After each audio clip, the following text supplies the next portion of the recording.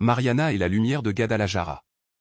Mariana vivait à Guadalajara, cette ville vibrante du cœur du Mexique où les ruelles semblaient respirer à la fois la modernité et la tradition.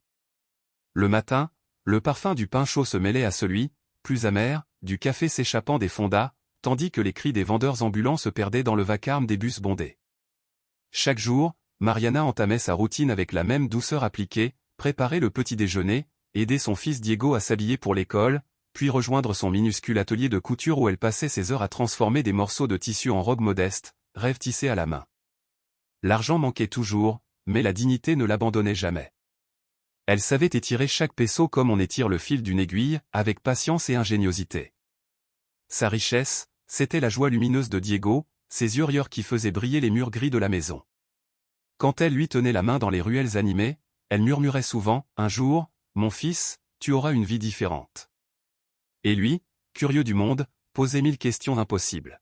« Maman, pourquoi les nuages flottent-ils s'ils sont lourds ? » « Parce que Dieu les porte, mon amour. » Certains mystères ne demandent pas de réponse, seulement d'être admirés. Ces mots simples, cette innocence tranquille donnait à Mariana la force de se lever chaque matin. Pourtant, sans prévenir, la vie commença à fissurer ce fragile équilibre. Un soir, Diego rentra de l'école avec le visage brûlant. Le lendemain, il se leva comme si de rien n'était. Les fièvres revenaient par vagues, imprévisibles. Au début, Mariana accusa le climat capricieux, la fatigue des enfants. Mais peu à peu, l'inquiétude rongea son cœur. « Maman, j'ai mal ici », murmura Diego, serrant son ventre. Elle posa une main sur son front, dissimulant mal sa peur. « Ce n'est rien, mon ange. Demain, nous irons voir le médecin. » Le lendemain, au centre de santé, les fils s'étiraient comme des prières sans fin. Les médecins débordaient les expédiaires avec une ordonnance d'antibiotiques. Ce n'est sans doute qu'une infection, sonora. Mariana voulut le croire. Mais les jours passèrent, les fièvres persistèrent, et la fatigue s'installa sur le visage de son enfant. Les nuits, elle restait éveillée près de la fenêtre, fixant les lumières lointaines de Guadalajara. Elle priait à voix basse. « Virgencita de Zapopan, protège-le, je t'en supplie. Ne m'enlève pas ce que j'ai de plus cher. » Les paroles de sa mère, Doña Teresa, résonnaient en elle, la foi soutient ce que la raison ne peut expliquer. Ne te détache jamais de la Vierge, elle ne t'abandonnera pas. Mais le doute gagnait du terrain. Elle se levait parfois la nuit juste pour vérifier si Diego respirait encore. Puis vint ce dimanche où tout bascula. Pendant la messe à San Sébastien, Diego s'effondra. Le cri de Mariana déchira le silence de l'église. Les fidèles se levèrent, affolés. « Appelez une ambulance » hurla quelqu'un. Les cloches se mirent à sonner, les voix se mêlèrent aux pleurs. Mariana tenait son fils contre elle, répétant « Tiens bon, mon cœur, tiens bon. » Le trajet vers l'hôpital se grava dans sa mémoire comme une cicatrice. Les sirènes hurlaient, le monde s'était réduit au souffle de Diego, de plus en plus faible. À l'arrivée, on lui demanda d'attendre à l'extérieur. Les portes battantes se refermèrent, et elle resta seule avec son chapelet. Les minutes se changèrent en heures, et le silence en une torture. Quand enfin un médecin sortit, son visage grave ne laissa aucun doute. « Votre fils est stable, mais il faut approfondir les examens. Les signes sont préoccupants. » Le sol se déroba sous ses pieds. Elle ne posa pas de questions, de peur d'entendre le mot qu'elle redoutait sans le connaître encore. Les jours suivants, Mariana erra dans les couloirs interminables du grand hôpital civil de Guadalajara. Le bruit des pas, l'odeur âcre du désinfectant, les lumières blafardes, tout semblait appartenir à un autre monde. Diego, pâle mais courageux, essayait de sourire. « Quand je sortirai d'ici, on ira manger une glace, maman ? » « Bien sûr, la plus grande de toutes. » Elle le disait en souriant, mais son cœur saignait. Les résultats tombèrent enfin. « Madame, votre fils présente une anémie sévère. Nous devons envisager quelque chose de plus complexe. Une biopsie de la moelle osseuse sera nécessaire. »« Complexe » murmura-t-elle. « Que voulez-vous dire ?» Le médecin évita son regard. « Il est possible que ce soit une leucémie, mais nous devons confirmer. » Le mot frappa Mariana comme un coup de tonnerre. Leucémie. Il résonna dans son esprit, glaçant, irréel. Elle sortit du bureau en tenant la main de Diego, qui serrait un ballon offert par une infirmière, inconscient du poids du diagnostic. Comment expliquer l'inexplicable?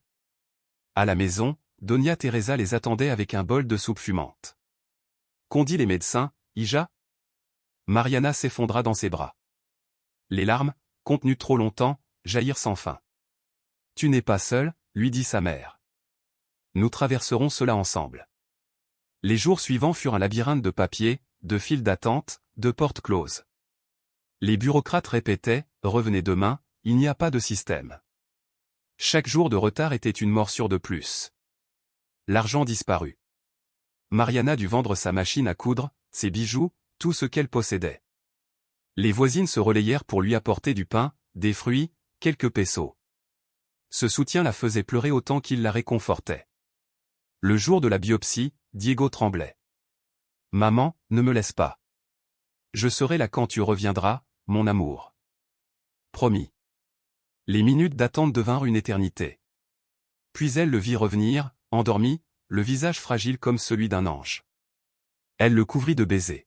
« Tout ira bien, mon cœur. » Mais le verdict fut sans appel, leucémie lymphoblastique aiguë. « C'est grave, docteur ? » C'est une forme agressive, mais elle se soigne. Il faut commencer la chimiothérapie immédiatement. Ce sera long, difficile. Il faudra du courage et des moyens. Et si je n'ai pas d'argent? Murmura-t-elle. Nous ferons de notre mieux ici, mais certains médicaments devront être achetés à part. Cette nuit-là, Mariana pleura jusqu'à ne plus avoir de voix. Et si je le perds? Demanda-t-elle à sa mère. Ne parle pas ainsi, répondit Doña Teresa. La Vierge ne quitte jamais ceux qui l'invoquent de tout cœur. Mais la foi de Mariana vacillait. Les premières semaines de traitement furent une épreuve. Diego supportait courageusement les aiguilles, les nausées, la fatigue. Un matin, en le coiffant, Mariana vit des mèches entières tomber entre ses doigts. « Maman, regarde, mes cheveux. » C'est le signe que les médicaments combattent le mal, dit-elle, la voix tremblante. Alors je suis comme les super-héros, sourit-il. Eux non plus n'ont pas besoin de cheveux pour être forts. Elle sourit à travers ses larmes. La nuit, le sommeil la fuyait. Elle restait assise près du lit, tenant la main de son fils. La lumière blafarde des couloirs glissait sur les murs blancs, et son esprit dérivait entre prière et désespoir. Un soir, incapable de contenir sa douleur, elle se rendit à la petite chapelle de l'hôpital. Elle s'agenouilla devant la Vierge et éclata en sanglots. « Mère Sainte, pourquoi lui? Punis-moi, mais pas lui. Ne détourne pas ton regard, je t'en supplie. » Le silence lui répondit. Un silence si lourd qu'elle crut défaillir. Quand elle se releva, ses genoux tremblaient. Elle revint vers la chambre, les yeux rougis, le visage recomposé pour ne pas effrayer son fils. Les jours suivants, elle ne mangeait presque plus. Un café, un morceau de pain rassis, et c'était tout. Sa mère insistait pour la remplacer la nuit, mais Mariana refusait. S'il se réveille et qu'il ne me voit pas, il aura peur. La fatigue la consumait. Les dettes s'accumulaient. Et pourtant, Diego restait sa source de lumière.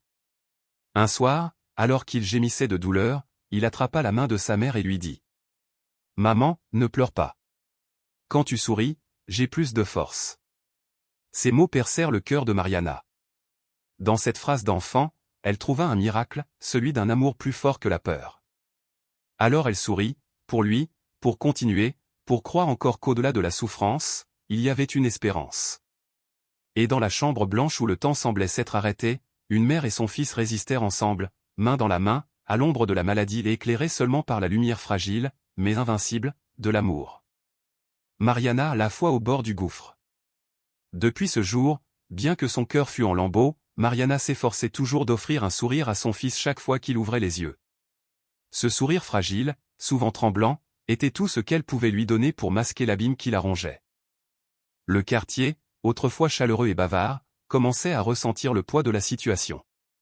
Certaines voisines lui apportaient des repas, des mots doux, des gestes discrets. D'autres, hélas, préféraient murmurer derrière son dos. Pauvre Mariana, son enfant serait condamné, paraît-il. Peut-être un châtiment, on ne sait jamais ce que les gens font dans le secret. Ces paroles venimeuses, chuchotées entre les rayons de la petite épicerie, atteignaient ses oreilles comme des flèches. Chaque rumeur creusait un peu plus sa solitude. Souvent, elle rentrait chez elle en larmes, écrasée non seulement par la maladie de son fils, mais aussi par le jugement silencieux du monde. Un après-midi de pluie battante, alors qu'elle attendait le bus devant l'hôpital, épuisée et trempée jusqu'aux os, elle s'effondra sur un banc. Les gouttes ruisselaient sur son visage comme pour confondre ses larmes à la pluie.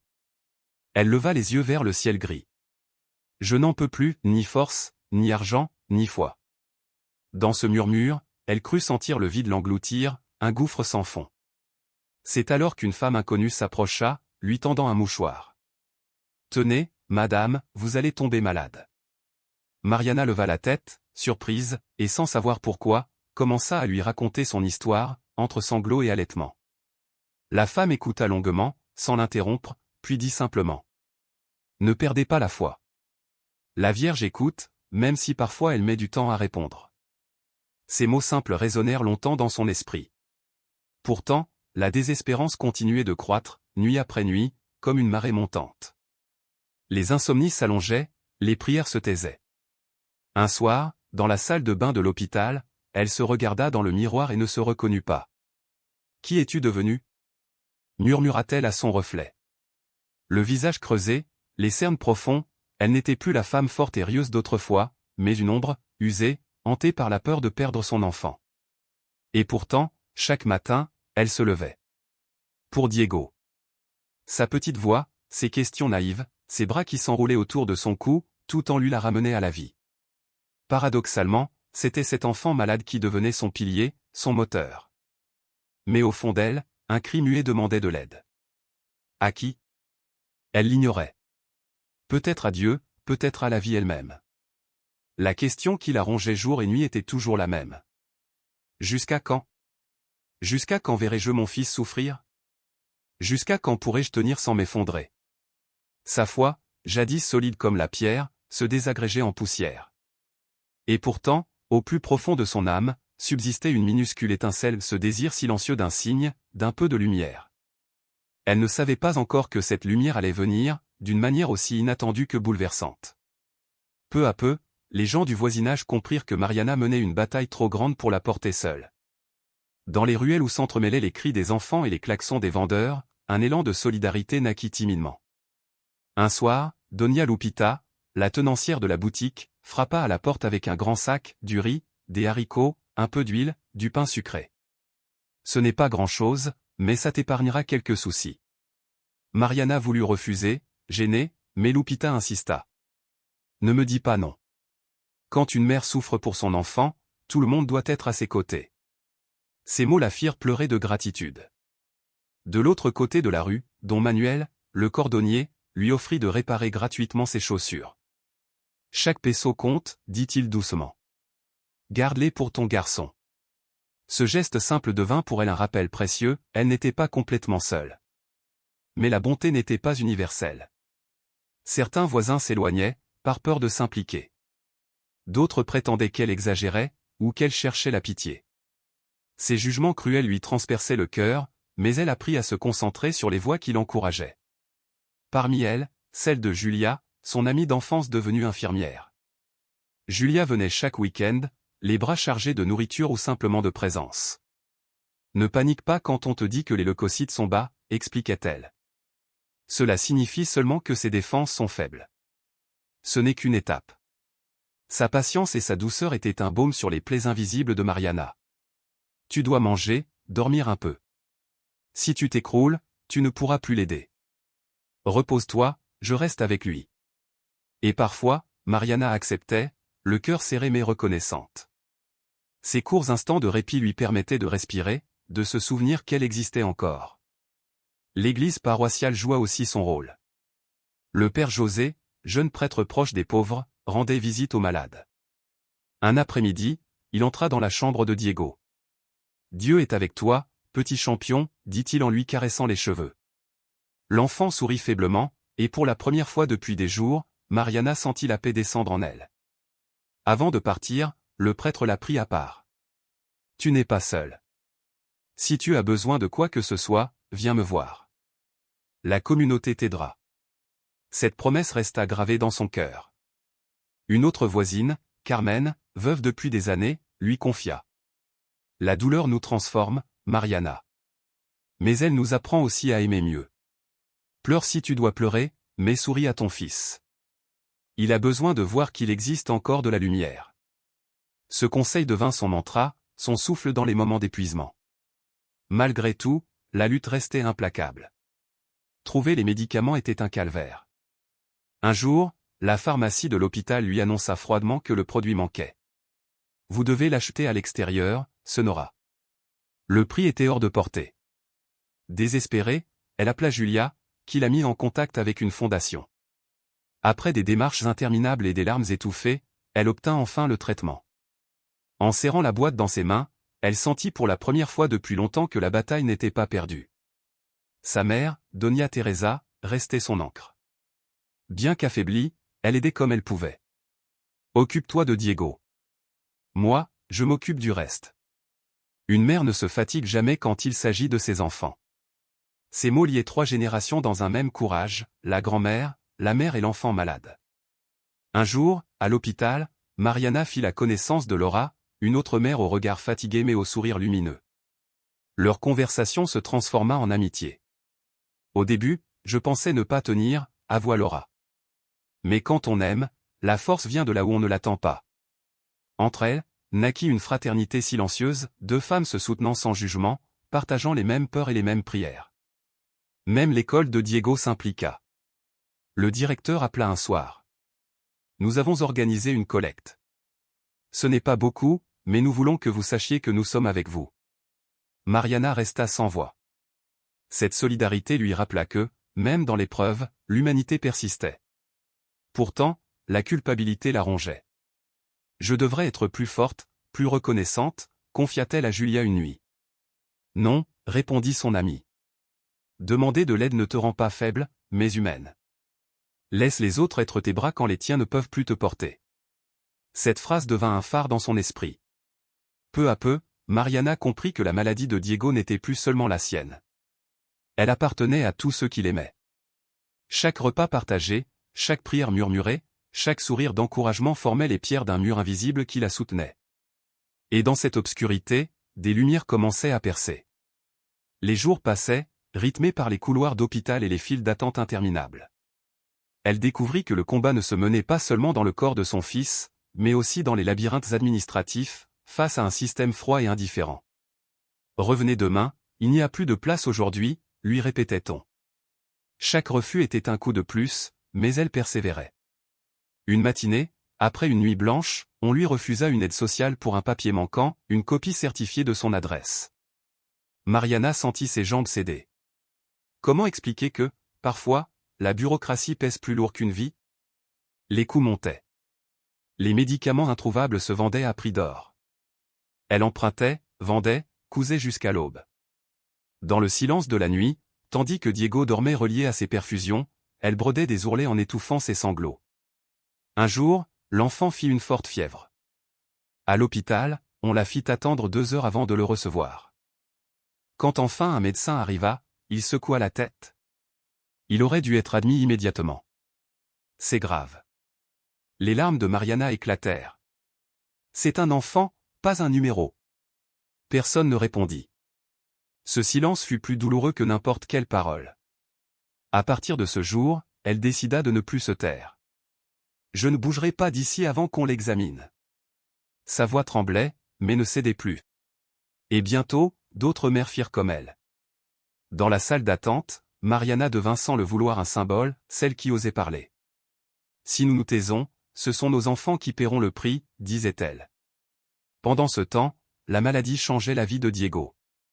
Lui qui courait autrefois dans les ruelles, passait désormais ses journées entre un lit et des perfusions. Maman, quand est-ce que je rejouerai au foot? Elle l'enlaçait fort, incapable de répondre. L'école envoyait des cahiers pour qu'il ne perde pas le fil. Mariana lui faisait la classe au chevet, entre 2 nausées. Tu es si intelligent, mon fils. Ne baisse jamais les bras. Il souriait, dessinant sur les marges un petit héros capé. Regarde, maman, c'est moi. Je bats les microbes méchants. Ses dessins étaient son souffle d'espoir. Mais chaque progrès était suivi d'une rechute. La vie devenait une montagne russe d'espoir et de désespoir.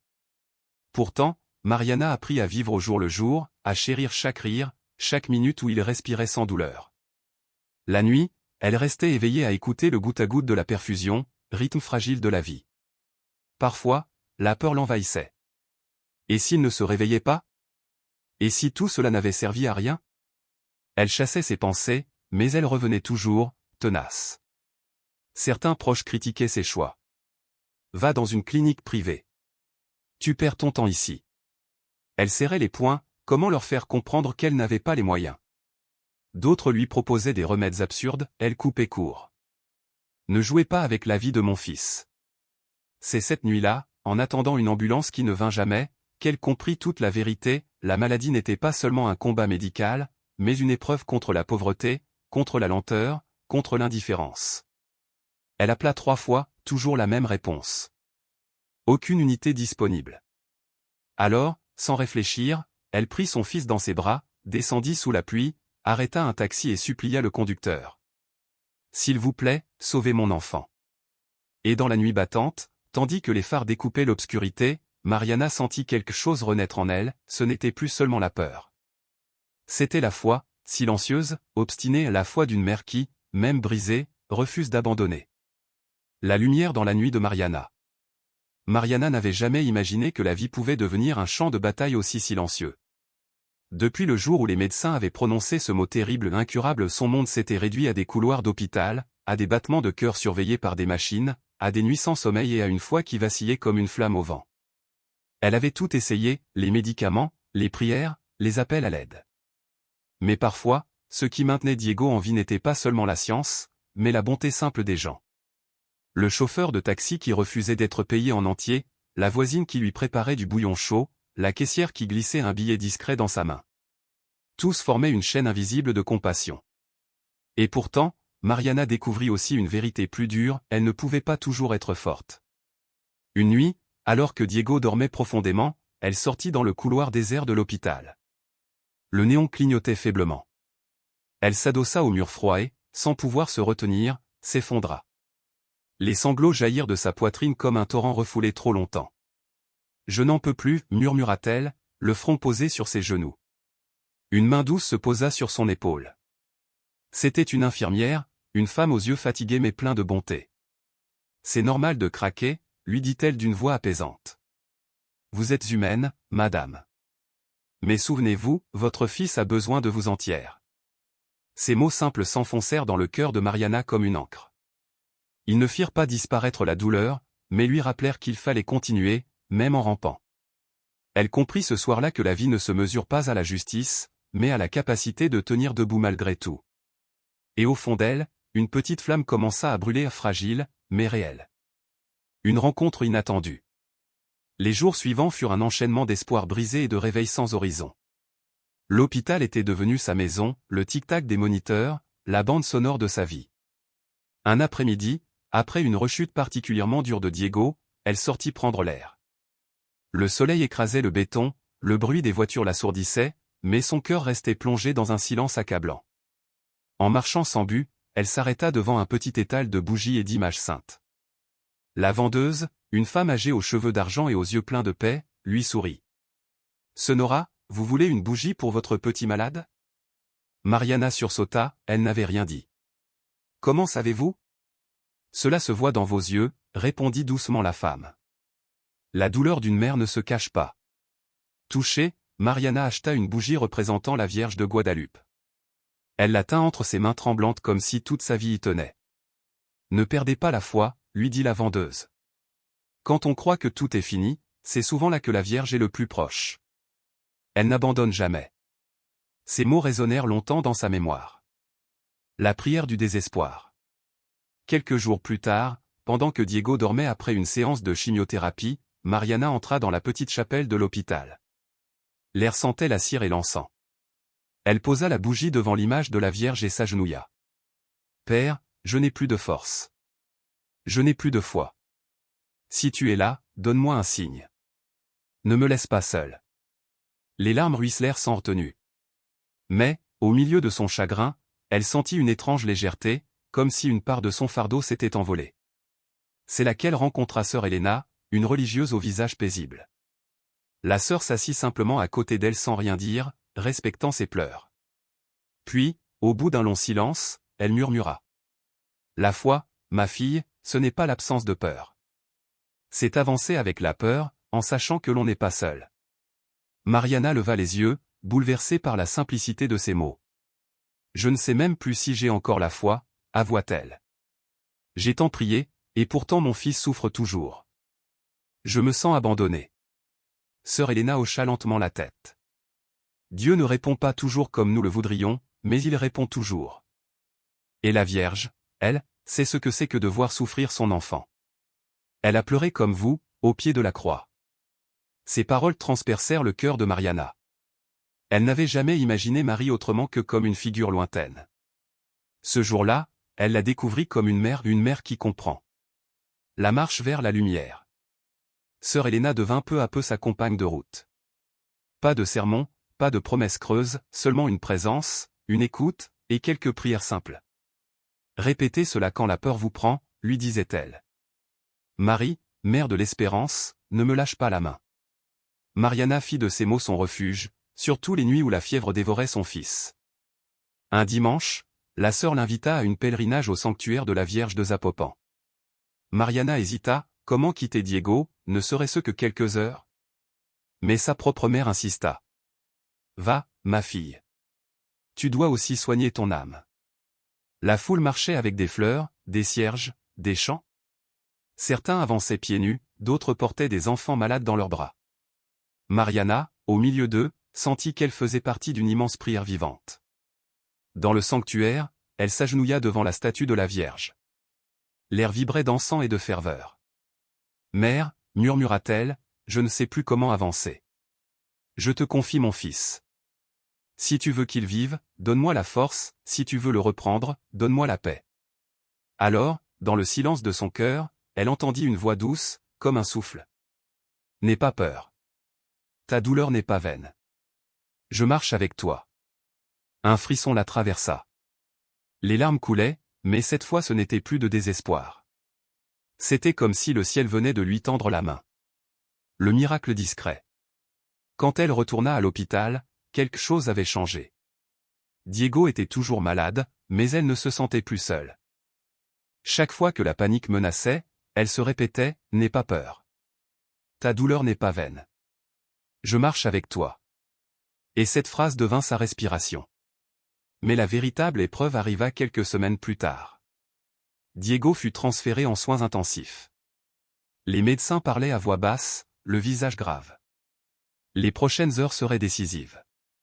Mariana resta dans la salle d'attente, le chapelet serré entre ses doigts meurtris. Les mots de sœur Helena lui revinrent, la foi, c'est marcher avec la peur, en sachant qu'on n'est pas seul.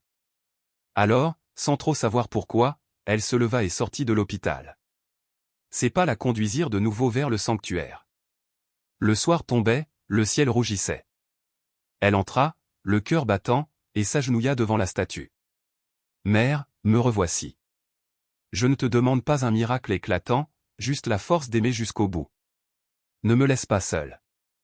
Ses larmes coulaient en silence. Et dans ce silence, elle sentit quelque chose de neuf, une paix profonde, une lumière intérieure qu'aucune explication ne pouvait donner. Quand elle revint au chevet de son fils, le médecin l'attendait. « Madame, votre enfant réagit mieux que prévu. Il n'est pas encore hors de danger, mais il a passé le cap le plus critique. » Mariana porta les mains à son visage. Un sanglot de gratitude lui échappa. Elle s'agenouilla près du lit de Diego. « Merci, mère, merci de ne pas m'avoir lâché. » La foi partagée. Depuis ce jour, la prière devint son souffle. Dans l'autobus, en lavant la vaisselle, dans les longues files d'attente administrative, elle murmurait les mêmes mots. Marie, mère de l'espérance, ne me lâche pas la main. Et bientôt, Diego lui-même voulut prier. Maman, je peux prier avec toi, demanda-t-il un soir d'une voix faible. Bien sûr, mon amour. L'enfant ferma les yeux et dit avec une candeur désarmante. Petite Vierge, prends soin de ma maman qui est toujours fatiguée, et donne-moi la force de ne pas pleurer trop. Mariana fondit en larmes. C'était désormais lui, son fils malade, qui priait pour elle. Ce moment bouleversa tout. La prière n'était plus seulement une supplication, mais une communion d'amour entre deux. Peu à peu, sa sérénité se répandit autour d'elle. Les autres mères de l'hôpital la regardaient avec admiration. Quand l'une d'elles s'effondrait, Mariana s'approchait. Moi aussi, j'ai voulu tout abandonner. Mais il y a une mère au ciel qui marche avec nous. Ces paroles simples touchaient plus que n'importe quel sermon. Même les médecins, d'ordinaire distants, remarquèrent sa paix. Je vous admire, madame, lui dit un jour un jeune interne. Peu de gens gardent cette force. Ce n'est pas la mienne, répondit-elle doucement. C'est un cadeau. La transformation. Les semaines passèrent. Diego poursuivait son traitement, fragile mais vivant. Mariana, elle, semblait irradier d'une lumière nouvelle. La phrase entendue au sanctuaire était devenue sa devise, son ancre dans la tempête. N'aie pas peur. Ta douleur n'est pas vaine. Je marche avec toi. Elle la répétait sans cesse, en signant des papiers, en veillant la nuit, en affrontant les mauvaises nouvelles. Un soir, tandis que Diego dormait paisiblement, elle contempla son visage amaigri mais apaisé. Et elle comprit que le véritable miracle n'était pas seulement dans la guérison de son enfant, mais dans sa propre métamorphose. Elle avait appris à vivre avec la douleur sans se laisser consumer par elle. « Maman, tu pleures encore ?» murmura Diego, entr'ouvrant les yeux. « Non, mon amour. Je pense juste à la chance que j'ai de t'avoir. Je suis fort parce que tu es là, et parce que la Vierge nous protège, non ? Oui, mon cœur. Elle marche toujours avec nous. » Ce dialogue simple fut pour Mariana une révélation, la foi qu'elle avait cherchée dehors s'était enracinée en eux deux. Même son amie l'infirmière, Julia, le remarqua. « Tu n'as plus la même expression, dit-elle. Avant, tes yeux semblaient perdus. Maintenant, on dirait que tu portes la paix en toi. » Ce n'est pas que les problèmes aient disparu, répondit Mariana. C'est juste que je sais que je ne suis plus seule. Et c'est ainsi que, dans un petit coin d'hôpital, au milieu du bruit des machines et des odeurs de désinfectants, une femme simple découvrit le sens du miracle. Ce n'était pas un éclair venu du ciel, ni une guérison spectaculaire, mais la transformation lente et silencieuse d'un cœur qui apprend à espérer. Mariana avait remis son fils entre les mains de la Vierge, et en retour, elle avait reçu une paix que rien au monde ne pouvait lui voler. Chaque matin, avant d'ouvrir les yeux, elle murmurait. « Merci, mère. Je n'ai plus peur. Tu marches avec moi. » Et dans le silence de cette prière, le ciel semblait, à chaque fois, lui répondre. Le miracle invisible. Certaines femmes pleuraient en l'écoutant, d'autres restaient simplement en silence. Mais peu à peu, plusieurs commencèrent à lui demander de prier avec elles. Sans même l'avoir cherché, Mariana devint un soutien pour beaucoup. Ce fut là le véritable miracle intérieur, découvrir qu'à partir de sa propre douleur pouvait jaillir un réconfort inattendu pour les autres. Elle ne se voyait plus seulement comme la victime de la maladie de son fils, mais comme un instrument de lumière et d'espérance. Cette certitude lui donna un but au milieu du chaos, une flamme à laquelle se raccrocher lorsque tout semblait s'écrouler. Un jour particulier marqua ce tournant intérieur. C'était la fête de la Vierge de Zapopan. Malgré la faiblesse de Diego, Mariana décida de l'emmener à l'église en fauteuil roulant. Le soleil du matin baignait la place d'une clarté dorée, et les cloches sonnaient lentement, comme pour accompagner leurs pas hésitants. À l'entrée du temple, le garçon leva les yeux vers l'image de la Vierge et murmura d'une voix douce. « Bonjour, petite Vierge, merci de veiller sur ma maman. Ne la laisse pas seule, parce que parfois je dors et je ne peux pas l'aider. » Mariana sentit son cœur se dissoudre dans une chaleur mêlée de tendresse et de reconnaissance. Les larmes qu'elle versa alors n'étaient plus celles du désespoir, mais celles d'une gratitude immense. Elle comprit que le miracle ne résidait pas uniquement dans la guérison de Diego, mais dans la transformation de son âme et dans la foi nouvelle qui fleurissait dans le cœur de son enfant. Les mots qu'elle avait reçus, « N'aie pas peur, ton chagrin n'est pas vain, je marche avec toi », n'étaient plus seulement pour elle, il s'était étendu à son fils, à sa mère, et à toutes les personnes que son témoignage touchait. Ce soir-là, de retour à la maison, tandis qu'elle bordait Diego dans son lit, Mariana pria à voix haute. « Mère de l'espérance, merci de me donner la force. Merci de m'apprendre, au cœur même de la douleur, que je ne suis pas seule. Si ce chemin est long, accompagne-nous jusqu'au bout. » Et dans le silence, au fond de son être, elle crut entendre de nouveau ce murmure familier. « Je marche avec toi. » Ce miracle intérieur, invisible aux yeux du monde, devint pour elle un refuge dans la tempête. Il lui permit d'affronter avec courage les rechutes, les factures impayées, les paroles cruelles de ceux qui ne comprenaient pas. Il lui donna la force de sourire à Diego quand il en avait le plus besoin, et de tendre la main à d'autres mères au bord du désespoir. Mariana comprit que la souffrance n'avait pas disparu, mais qu'elle avait changé de visage. Ce n'était plus un poids écrasant, c'était un chemin partagé, illuminé par la conviction que chaque larme avait un sens, et qu'au cœur même de l'obscurité brillait une lumière que rien ne pouvait éteindre. Le temps passa. Bien que le traitement de Diego restât éprouvant, la vie de Mariana s'était métamorphosée. Les médecins parlaient d'avancées modestes, de rechutes possibles, mais pour elle, les chiffres n'étaient plus ce qui importait.